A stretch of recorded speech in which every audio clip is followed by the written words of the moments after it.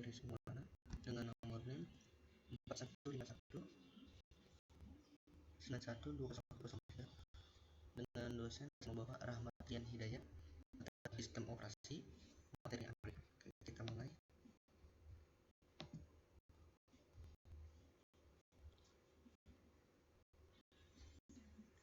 Pada pengertian pada sistem operasi Android ini saya jadikan menjadi 5 poin. Yang pertama ada pengertian Android, sejarah Android, perkembangan Android, analisis SWOT, dan kesimpulan. Kita masuk ke pengertian Android. Pengertian Android terbagi menjadi 2, dan ini menurut para ahli yang di Indonesia.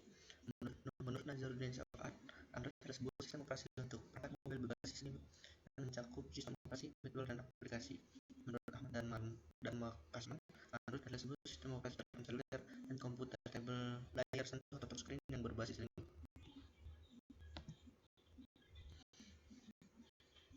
Pengertian lainnya adalah, namun sering perkembangannya, Android berubah menjadi platform yang begitu cepat dalam melakukan inovasi. Hal ini tidak lepas dari perkembangan utama dampaknya yaitu Google. Google lah yang mengakuisisi Android dan kemudian membuat sebuah platform. Platform Android terdiri dari sistem operasi berbasis Linux, sebuah GUI atau Graphic User Interface, sebuah web browser, dan aplikasi end user yang dapat di-download, dan juga para pengembang bisa dapat leluasa berkarya serta menciptakan aplikasi yang baik dan terbuka untuk digunakan oleh berbagai macam perangkat. Sekarang kita masuk ke sejarah Android. Sejarah Android pada awalnya, Android merupakan sebuah perusahaan software kecil yang didirikan pada bulan Oktober 2003 di Palo Alto, California, USA. Didirikan oleh beberapa senior di berbagai perusahaan yang berbasis IT dan komunikasi, yaitu dengan atas nama Andy Rubin, Rich Miner, Nick Shields, dan Chris Wade. Menurut Rubin, Android didirikan untuk mewujudkan mobile device yang lebih terhadap lokasi dan prevent pemiliknya. Dengan kata lain, Android ini mewujudkan mobile device untuk mengerti lebih pemiliknya. Konsep yang dimiliki Android ternyata menggugah minat Google untuk memiliki. Pada bulan Agustus, akhirnya Android diakuisisi oleh Google. Seluruh saham dibeli oleh Google. Saat ini terdapat dua jenis distributor sistem operasi bagi mobile phone di dunia. Pertama, yang mendapat dukungan dari Google atau Google Mail Service, dan yang kedua adalah yang benar-benar bebas distribusinya tanpa dukungan langsung dari Google atau dikenal dengan Open Hands Distribution. Sistem operasi ini membuka pintu untuk para developer untuk mengembangkan software ini dengan Android SDK atau Software Development Kit yang menyediakan tools dan API yang digunakan untuk memulai mengembangkan aplikasi pada platform Android menggunakan pemrograman Java. Pada bulan September 2007, Google mulai mengajukan paten aplikasi telepon seluler, disusul dengan dikenalnya perangkat seluler Android yang pertama pada tahun 2008, yaitu HTC Dream yang menggunakan Android versi 1.0.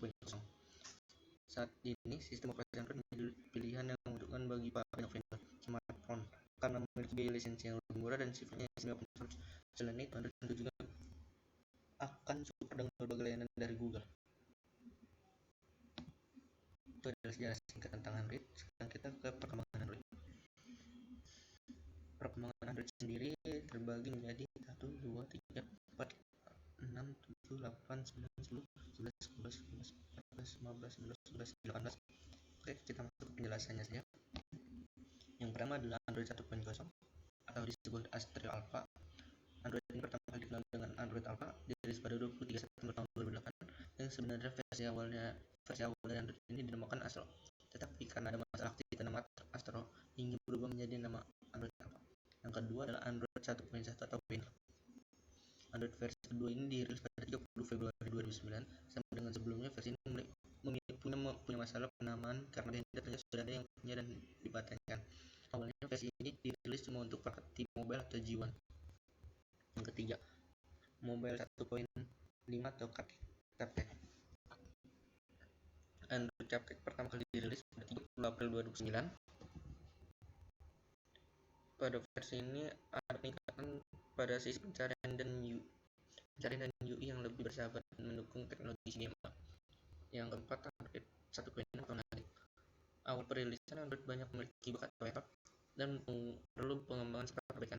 Hal ini dilakukan pada Android 1.6 yang dirilis pada 15 September 2009, yang artinya belum genap setahun semenjak perilisan Android sebelumnya. Hanya berselang 5 bulan saja, Android pun menambahkan beberapa pembaruan, terutama dukungan pada layar ponsel yang lebih besar. Yang kelima, Android 2.0 dan 2.1 atau PKL. Pada tahapan ini terjadi penambahan fitur untuk pengembangan Google Maps, perubahan UI, ditambah juga browseran baru, daftar kontak baru, dukungan flash untuk kamera, dan Bluetooth. Versi ini dirilis pada 9 Desember 2009. Sama seperti versi sebelumnya, Android ini masih berfungsi untuk menutupi bug atau error yang masih ditemukan pada sistem operasi mobile ini. Android ini digunakan pada perangkat seperti HTC Nexus One. Yang keenam, Android 2.2 atau Frozen Yogurt dan Froyo. Pada versi Android ini sudah mendukung penggunaan SD card atau penyimpanan sebagai penyimpanan kedua dan sudah mendukung flash player 10.1. Froyo dirilis pada 20 Mei 2010 pada Google Nexus One. Walaupun sudah mulai dipergunakan pada beberapa brand, tapi tetap saja Android masih kalah bersaing dengan Taiwan yang mendominasikan pasar fitur phone. Android ini memberi peningkatan pada kerja fitur USB tethering, Wi-Fi hotspot, dan fitur keamanan. Yang ketujuh, Android 2.3 atau Gingerbread. Ada banyak peningkatan yang terjadi pada versi ketiga sebelumnya.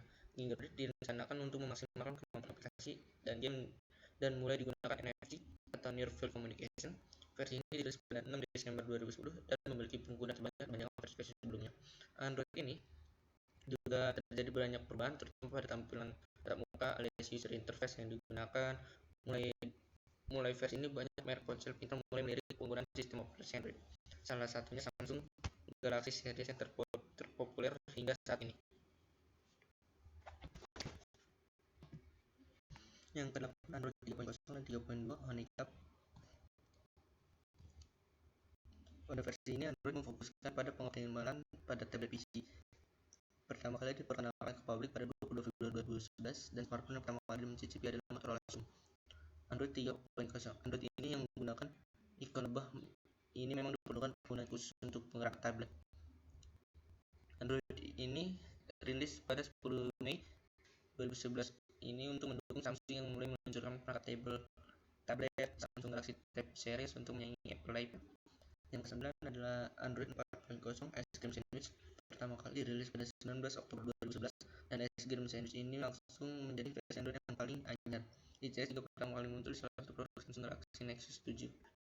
Yang ke-10, Android 4.1 dan 4.3 Jelly Bean. Pada versi Android membawa pembaruan yang cukup signifikan, fitur-fitur baru ditambah seperti input keyboard, desain, dan fitur pencarian UI yang baru dan pencarian visual menjadi lebih cepat. Namun tidak cuma itu, Jelly Bean ini memboyong fitur Photosphere untuk panorama, Daydream sebagai screensaver, power control, lock screen.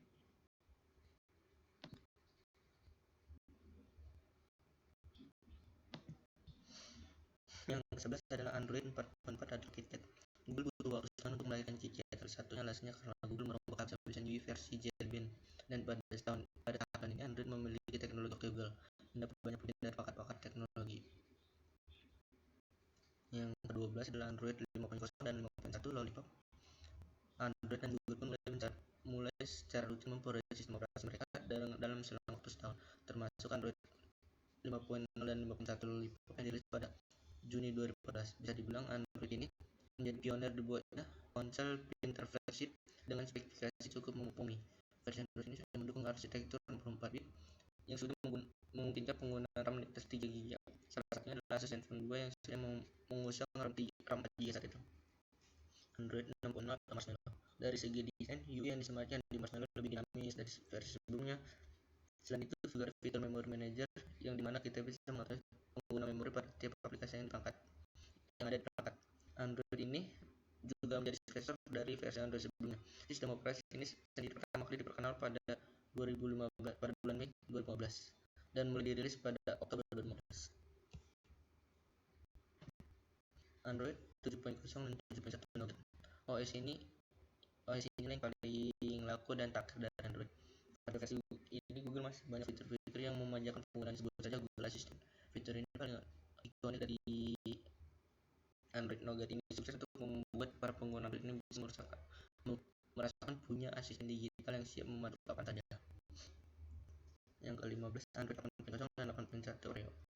Android ini menjadi sistem operasi Android paling terbaru, banyak digunakan saat ini. Sistem operasi ini dirilis secara stabil mulai Agustus 2017. sudah mengalami pembaruan versi Android 8.1 Oreo.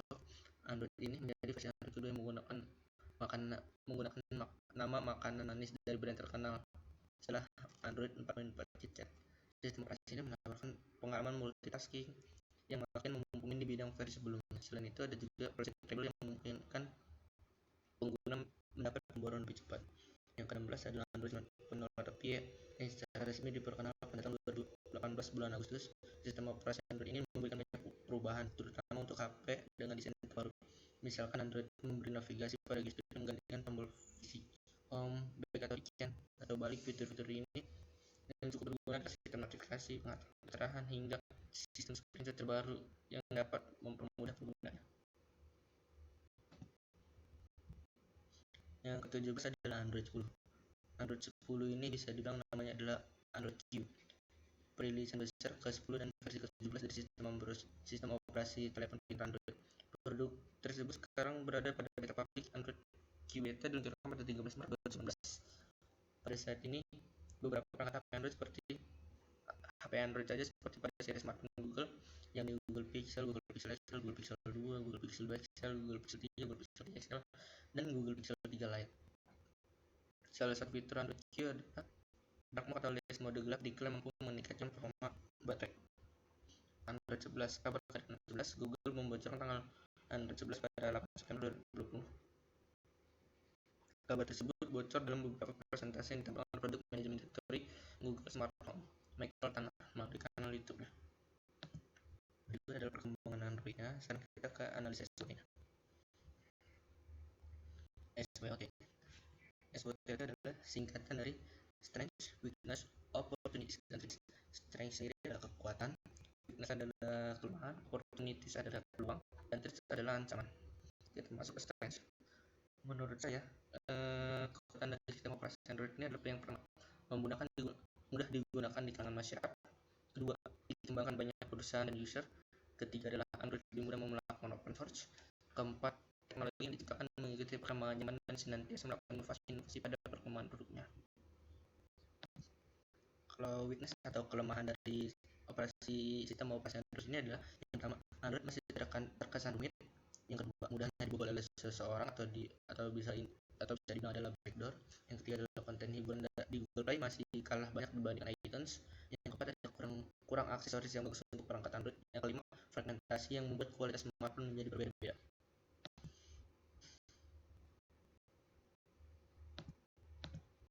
Sekarang opportunities atau peluang. Peluang dari sistem Android ini adalah mempermudahnya komunikasi jarak jauh menggunakan Android. Teknologi masih akan terus berkembang sehingga akan membutuhkan inovasi baru. Adanya peningkatan permintaan oleh masyarakat terhadap OS yang sudah dimiliki untuk menjadi lebih bagus. Permintaan masyarakat terhadap produk yang fashionable, esprit, dan respon yang cepat pada perkembangan teknologi. Threats atau ancaman.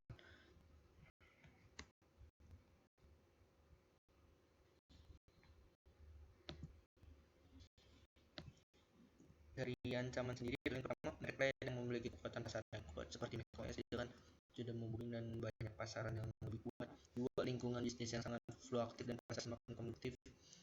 Yang ketiga, perusahaan kompetitor mengeluarkan produk-produk baru dan lebih inovatif. Itu adalah analisis seperti saya. Sangat simpelnya, menurut saya, kesimpulan pada OS Android ini dalam zaman itu selalu melakukan sebuah terobosan baru. Contoh dari Android 1.01 hingga Android 11. Jelas dari perintah bahkan penggunanya juga sangat berbeda. Ditambah ada fitur-fitur baru yang bisa digunakan oleh masyarakat terhadap perkembangan OS Android tersebut. Keamanan bahkan penyimpanannya pun bertambah menjadi lebih bagus dan aman. Oke, itu tadi penjelasan sistem operasi Android menurut saya. Jika ada kekurangan atau kesalahan, mohon dimaafkan. Wassalamualaikum warahmatullahi wabarakatuh.